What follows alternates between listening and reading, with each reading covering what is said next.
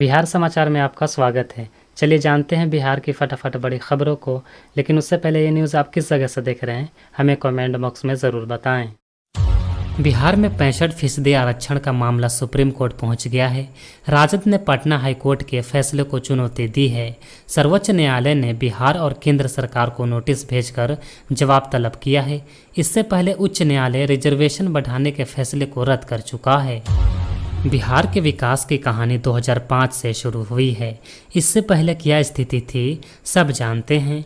ये कहना है पटना पहुंचे केंद्रीय मंत्री और बीजेपी अध्यक्ष जेपी नड्डा का। उन्होंने IGIMS में आई हॉस्पिटल का उद्घाटन किया। इस दौरान CM नीतीश कुमार बोले, हमसे गलती किया 2 बार, हम कभी उन लोगों को साथ किए और फिर बाद में हटा दिए। अब हम कभी इधर उधर नहीं जाएंगे, हम लोग शुरू से साथ थे। केंद्रीय सांसद अरुण भारती को वीडियो इंजीनियर सुनील कुमार ने पहचानने से इनकार कर दिया। यह सुनते ही भारती का पारा चढ़ गया और गुस्से में तमतमाए सांसद ने वीडियो को जमकर खड़ी खोटी सुना दी। नहीं पहचान रहे हैं, सांसद बोल रहे हैं आपके। वीडियो साहब जरा जानकारी अपनी दुरुस्त रखिए। केंद्रीय स्वास्थ्य मंत्री जेपी नड्डा ने भागलपुर में सुपर स्पेशलिटी हॉस्पिटल का उद्घाटन किया। इस दौरान डिप्टी CM सम्राट चौधरी भी मौजूद रहे। नड्डा का स्वागत करने के लिए गोपाल मंडल और अजय मंडल खड़े नजर आए, लेकिन दोनों ने एक दूसरे से दूरी बनाए रखी।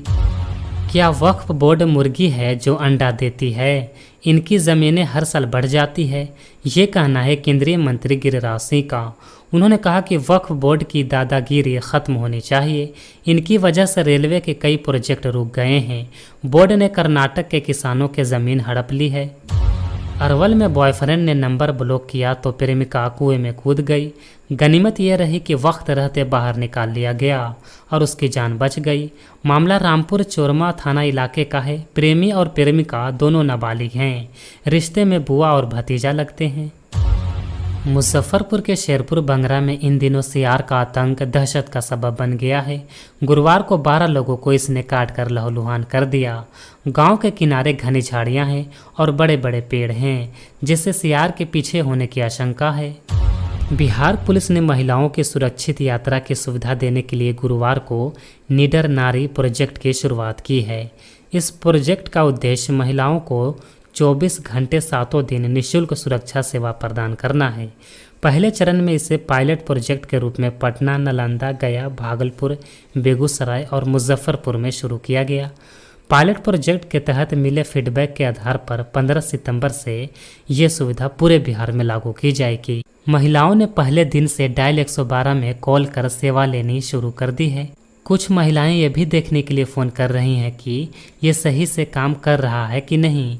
एक महिला ने पुलिस को कॉल करके कहा कि डर लग रहा है, लेकिन जब टीम पहुंची तो बोली मैं तो सिर्फ चेक कर रही थी। पटना में गांधी सेतु पुल के पास तेज रफ्तार ट्रक ने प्राइवेट कंपनी के सिक्योरिटी गार्ड को टक्कर मार दी। मौके पर ही उसकी मौत हो गई। हादसे के बाद चालक गाड़ी छोड़कर फरार हो गया। पुलिस ने शव को पोस्टमार्टम के लिए नालंदा मेडिकल कॉलेज अस्पताल भेज दिया है। बख्तियारपुर के दिदौर इलाके में एक बड़ा घोटाला सामने आया है। पूजा इंटरप्राइजेज के नाम पर जाली फॉर्म चलाया जा रहा था। यहां से डुप्लीकेट सामान जैसे कि आटा, चोकर और अन्य ब्रांडेड कंपनियों के माल बरामद किए गए हैं। पुलिस जांच में पता चला है कि इस फॉर्म का मालिक कृति आटा RV इंटरप्राइजेज के नाम से भी एक और फॉर्म चला रहा था, जो पटना सिटी में स्थित है। पूर्णिया में 2 चचेरे भाई भीषण सड़क हादसे का शिकार हो गए, जिसमें एक की मौत हो गई, दूसरा गंभीर रूप से घायल बताया जा रहा है। घटना जलालगढ़ थाना क्षेत्र के NH पर अचानक ट्रैक्टर का रॉन्ग साइड लेने से हुआ है। जदयू प्रवक्ता राजीव रंजन ने गुरुवार को समाचार एजेंसी से बातचीत में प्रशांत किशोर के बिहार को लेकर किए जा रहे दावों को बचकाना करार दिया है। उन्होंने कहा कि फिलहाल तो बिहार के राजनीतिक में PK का कोई भविष्य नहीं है। कोशिश हर व्यक्ति को करनी चाहिए, वो भी कर रहे हैं, लेकिन अभी तक वो चुनावी रणनीतिकार की भूमिका में रहे हैं। पहली बार खुद को केंद्र में रखकर बिहार में राजनीतिक पार्टी की शुरुआत कर रहे हैं। PK सिर्फ सपने दिखा सकते हैं। पूरी जिंदगी उन्होंने बिहार के लिए कुछ नहीं किया। कोई उनके सपनों पर क्यों यकीन करे। बिहार के जहानाबाद से राष्ट्रीय जनता दल RJD के सांसद सुरेंद्र यादव ने जन सुराग के सूत्रधार प्रशांत किशोर पर बड़ा हमला बोला है। उन्होंने कहा कि प्रशांत किशोर में अगर हिम्मत है तो चुनाव जीतकर बिहार में अपनी सरकार बनाकर दिखाएं। अगर वे ऐसा नहीं कर सकते हैं तो दलाली छोड़ दें। उन्होंने कहा कि प्रशांत किशोर बिहार में लालू एवं तेजस्वी यादव की पार्टी आरजेडी की ताकत को कम करने के लिए आए हैं। बिहार के गोपालगंज जिले में एक बस से 16 क्विंटल चांदी के गहने बरामद किए गए हैं। यूपी बिहार सीमा के बलथरी चेक पोस्ट पर गुरुवार शाम पुलिस ने गाड़ी की चेकिंग के दौरान ये कार्रवाई की। बताया जा रहा है कि बस में सवार एक युवक इतनी भारी मात्रा में चांदी के गहने मथुरा से सीतामढ़ी ले जा रहा था। पुलिस ने उसे हिरासत में ले लिया है। पूछताछ में वो चांदी के गहने से संबंधित कागजात पुलिस को नहीं दिखा पाया। गहनों की कीमत करीब 6.6 करोड़ रुपए आंकी गई है। बिहार में इन दिनों विशेष भूमि सर्वेक्षण का काम हो रहा है, जिसमें 45,000 गाँव को कवर किया जा रहा है। इस सर्वे में खतियान, लगान की रसीद, जमीन रजिस्ट्री दस्तावेज के साथ वंशावली देना जरूरी है। हालांकि वंशावली को लेकर कई लोगों में भ्रम की स्थिति बनी हुई है। भूमि बंदोबस्त पदाधिकारी ने इसे स्पष्ट किया है कि वंशावली के लिए किसी सरकारी कर्मचारी के हस्ताक्षर या शपथ पत्र की आवश्यकता नहीं है। इसके बजाय रैयतों को फॉर्म 3 में अपनी वंशावली का जिक्र खुद करना होगा। इस वंशावली का सत्यापन सर्वेक्षण में लगे कर्मचारी स्वयं करेंगे। प्रमाण पत्र या शपथ पत्र की कोई ज़रूरत नहीं होगी। विभाग ने यह भी निर्देश दिया है कि पुराने खतियान में दर्ज नाम के साथ वंशावली का उल्लेख फॉर्म 3 में होना चाहिए, जिसे रैयतों द्वारा भर कर जमा करना होगा। इसके अलावा खतियान की मूल प्रतिलिपि लगाने की आवश्यकता भी नहीं है। रैयत सिर्फ अपनी स्वामित्व वाली ज़मीन का उल्लेख करेंगे। बिहार के मुजफ्फरपुर में नकली गहने पर बैंक से गोल्ड लोन लेने का बड़ा फर्जीवाड़ा सामने आया है। 7 साल पहले गहने गिरवी रखकर 20 लाख रुपए का लोन लिया गया था। लोन चुकता नहीं होने पर जब बैंक ने गहने की नीलामी करने के लिए लॉकर से निकाले तो वे नकली निकले। इन गहनों पर सोने का पानी चढ़ाया गया था। ये घटना अखाड़ा घाट रोड स्थित यूनियन बैंक की है। बैंक प्रबंधक अखिलेश कुमार ने इस फर्जीवाड़े को लेकर नगर थाने में 12 FIR दर्ज कराई है, जिसमें 10 लोगों को नामजद आरोपित बनाया गया है। बिहार के मुख्यमंत्री नीतीश कुमार का कहना है कि हमने 2 बार आरजेडी के साथ जाकर गलती की थी, अब ऐसी गलती दोबारा नहीं करेंगे। उन्होंने कहा कि हम अब कभी आरजेडी के साथ नहीं जा सकते। नीतीश कुमार का ये बयान अहम है क्योंकि पिछले दिनों उनकी आरजेडी नेता तेजस्वी यादव से मुलाकात हुई थी। इसके बाद से ही कयास लग रहे थे कि बिहार की राजनीति में फिर से खेला हो सकता है। ये मुलाकात अचानक हुई थी और दोनों के बीच करीब आधे घंटे तक बात हुई थी। अब नीतीश कुमार ने इन कयासों को दूर करने की कोशिश की है। उन्होंने कहा कि एनडीए के साथ उनका स्वाभाविक गठबंधन है और अब ये हमेशा के लिए बना रहेगा। मुजफ्फरपुर के शेरपुर पंचायत के बंगरा गांव और मधोपुर सुस्ता में सियार का आतंक बढ़ता जा रहा है। शुक्रवार तक सियार ने 20 से अधिक महिलाओं, बुजुर्गों और बच्चों को काटकर जख्मी कर दिया। सियार आदमखोर बन चुका है और वन विभाग की टीम उसे पकड़ने के लिए जगह जगह जाल और केज लगा रही है। ग्रामीणों का कहना है कि 7 से 8 सियार और लकड़भग्गे गांव में घूम रहे हैं, जिससे लोग लाठी, भाला और तलवार लेकर रात में पहरा दे रहे हैं। पिछले 4 दिनों से गांव के लोग ठीक से सो नहीं पा रहे हैं। वन विभाग की टीम लगातार सर्च ऑपरेशन चला रही है, लेकिन अब तक सियार पकड़े नहीं जा सके हैं। बिहटा एयरपोर्ट के रनवे की ज़मीन अधिग्रहण का मामला फंसता जा रहा है। अब तक शरफुद्दीन गांव के लोग विरोध में थे, लेकिन 3 गांव के किसान भी विरोध में आ गए हैं। किसानों ने साफ कह दिया है कि जान दे देंगे लेकिन ज़मीन नहीं देंगे।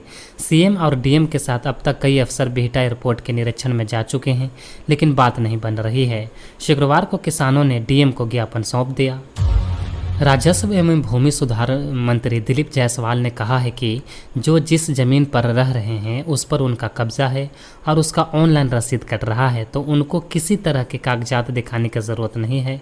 उनकी ज़मीन का सीमांकन कर सर्वे के रिकॉर्ड में उनका नाम डाल दिया जाएगा। मंत्री मोतिहारी में मीडिया से मुखातिब थे।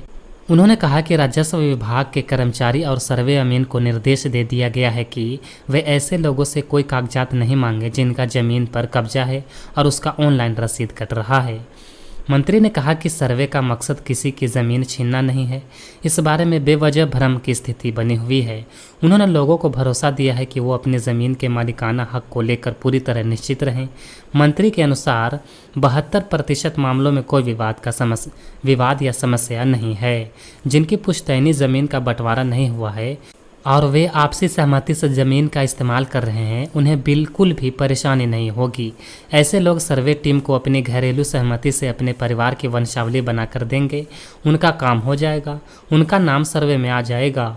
विवाद वाली ज़मीन को अलग कैटेगरी में रखा जा रहा है, इसका समाधान अलग से होगा, इसके लिए निर्देश दिए गए हैं।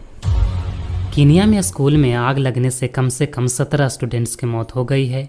पुलिस ने इसकी पुष्टि करते हुए कहा कि गुरुवार रात नीरी काउंटी में स्थित हिलसाइड एंड राशा प्राइमरी में लगी आग के कारणों का पता नहीं चला है। आशंका है कि मौतों की संख्या बढ़ सकती है, क्योंकि कई बच्चों को गंभीर रूप से जख्मी हालत में अस्पताल में भर्ती कराया गया है।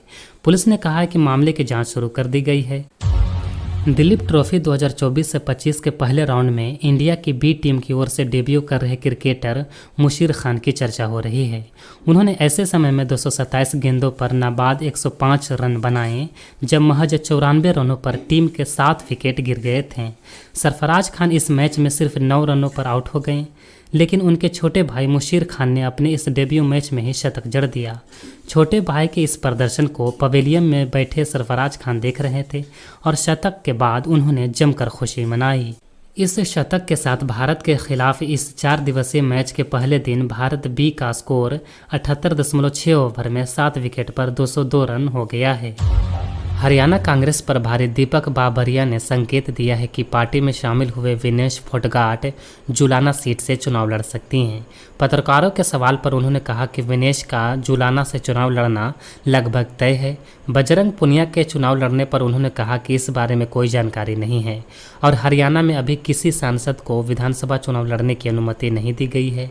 विनेश फोगाट और बजरंग पुनिया ने शुक्रवार को कांग्रेस में शामिल होकर पार्टी की सदस्यता ली थी और पहले से कयास थे कि विनेश किसी विधानसभा सीट से चुनाव लड़ सकती हैं। कांग्रेस पार्टी का मैं बहुत बहुत धन्यवाद करती हूँ, क्योंकि जब बोलते हैं ना कि बुरे टाइम में पता लगता है कि अपना कौन है।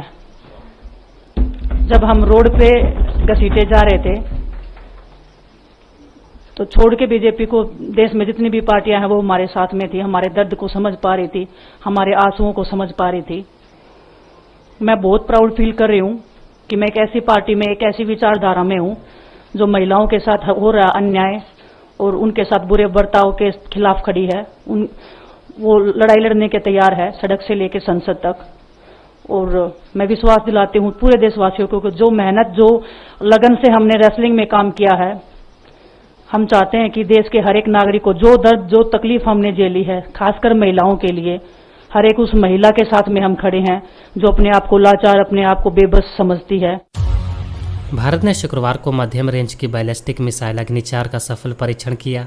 इसे ओडिशा के चांदीपुर स्थित इंटीग्रेटेड टेस्ट रेंज से लॉन्च किया गया, जो परिचालन और तकनीकी मापदंडों पर सफल रहा। अग्नि-4 मिसाइल को स्ट्रेटेजिक फोर्सेज कमांड के तहत लॉन्च किया गया था, जिसकी मारक क्षमता 4000 किलोमीटर से अधिक है। ये परीक्षण भारत ने परमाणु प्रतिरोध कार्यक्रम का महत्वपूर्ण हिस्सा है। इस साल अप्रैल में भारत ने 1000 से 2000 किलोमीटर तक की मारक क्षमता वाली अग्नि प्राइम मिसाइल का भी सफल परीक्षण किया था। जम्मू कश्मीर विधानसभा चुनाव के बीच कांग्रेस नेता जयराम रमेश ने केंद्रीय गृह मंत्री अमित शाह पर निशाना साधते हुए 4 सवाल उठाए हैं। जयराम रमेश ने सोशल मीडिया प्लेटफॉर्म एक्स पर लिखा कि 2018 में पीडीपी बीजेपी सरकार गिरने के बाद से जम्मू कश्मीर गृह मंत्रालय द्वारा प्रशासित हो रहा है और अमित शाह से पूछना चाहता हूं कि जम्मू कश्मीर को पूर्ण राज्य का दर्जा कब मिलेगा। सुरक्षा की स्थिति क्यों खराब हुई? केंद्र सरकार राजनीतिक कार्यपालिका की शक्तियों का उल्लंघन क्यों कर रही है और 2019 के बाद आर्थिक स्थिति में गिरावट क्यों आई है। आज के समाचार में बस इतना ही। बिहार के तमाम बड़ी खबरों को जानने के लिए देखते रहिए पटना समाचार। और साथ ही अगर ये न्यूज़ आप यूट्यूब पर देख रहे हैं तो चैनल को सब्सक्राइब करें और अगर आप फेसबुक पेज पर देख रहे हैं तो लाइक और फॉलो ज़रूर करें। धन्यवाद।